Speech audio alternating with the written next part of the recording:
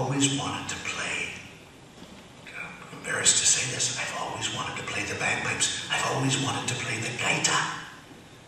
And she said, is that it? He said, oh, that's my fondest wish. So she said, well, that's a simple thing. And she reached in her pocket. She had a little pocket like this. And she pulled out a gaita.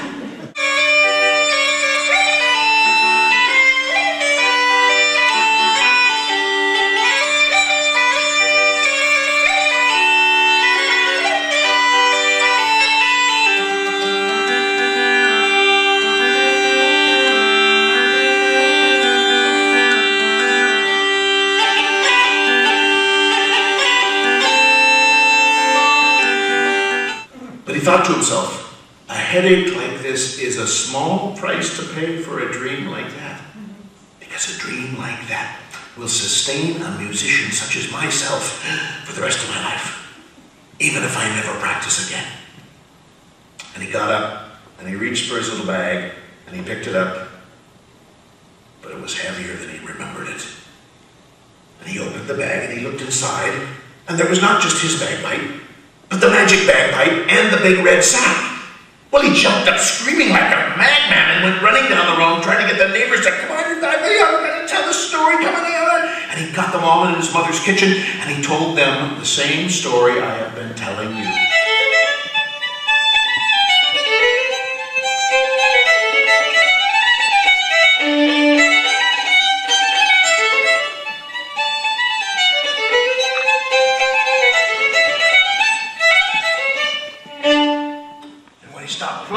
Stunned, and everybody else was stunned.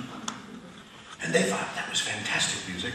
And in fact, they invited him to all the local parties after that. And the local prince started inviting him to the parties that he took. And then he took him off to France. And the king of France hired him on as his personal violinist. And he spent his whole entire life working for the king of France, which was a very good job.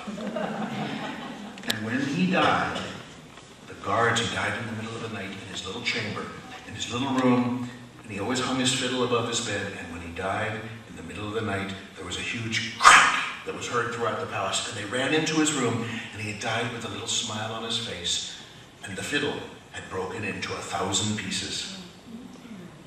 And according to my sources, that's a true story.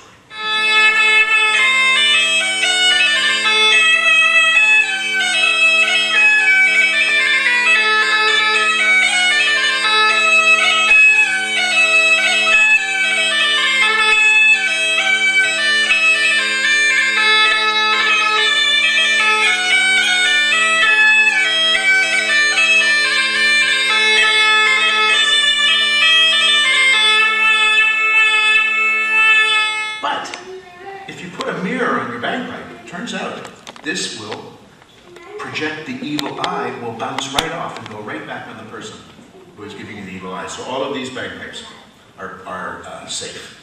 Or maybe something following behind me, or maybe something over there that I can't quite make, or something over that. And he started walking faster and faster.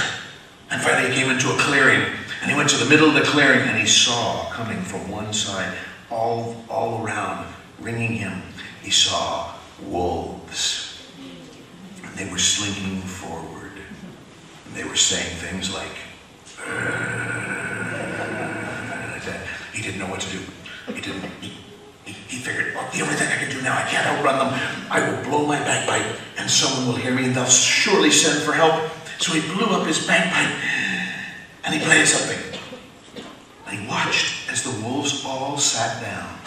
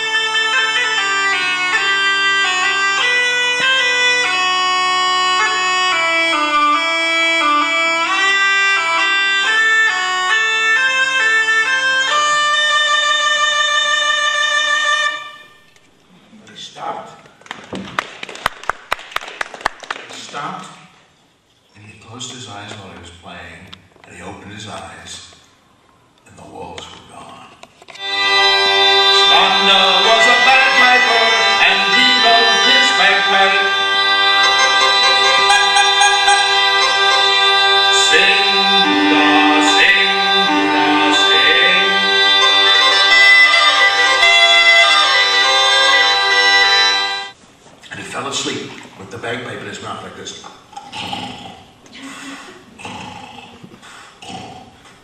And a forest sprite came out of the forest to see what that noise was, and didn't recognize that it was a human because he had all this stuff around him, and walked right up close to him, just when he did one of those kind of things where you go, like that, and he inhaled the forest sprite. I don't know if you've ever inhaled a forest sprite, but it really tickles. And so it made him sneeze. And of course he went like this. The forest sprite went into the bagpipe. And it turns out, unbeknownst to all other forest sprites in the world, that the inside of the bagpipe is the perfect home for a forest sprite. And so she never let change his ways. But he needed something else to do, some other kind of a profession. What would that be? And at last he had it. He would become a bagpiper. And that's the story. It's fun to do that.